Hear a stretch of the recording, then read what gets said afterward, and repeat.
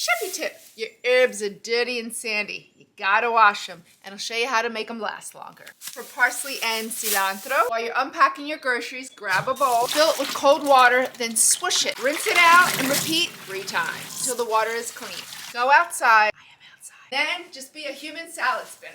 One less thing to wash, and just spread it out on the paper towel. That tiny bit of water that might be there, that's okay. Roll it up. Place it right into the bag it came in. Don't close it up. Leave it open. Into the refrigerator. Now you have them prepped and ready to go to use all week long. For your basil, with the root, gently clean the leaves in cold water. A little bit of water into a jar, just enough to cover the roots. Place it near a window out of direct sunlight and water it daily like a plant. It lasts several weeks and it continues to grow. For chives, because they're so delicate, you just want to place them in a little jar. Add a touch of cold water. Place into your refrigerator, just like that. It'll be good for a week. For mint, don't wash it until you use it. If you're purchasing it from the grocery store, store it just like you do your chives. If you're planting it, make sure you pot it because it'll run wild and take over. These are your water-soluble herbs. You can cook with the cilantro stems, but use the leaves to garnish for maximum fresh flavor. Thyme, rosemary, sage, and oregano are your fat-soluble herbs. They're best when used to cook with.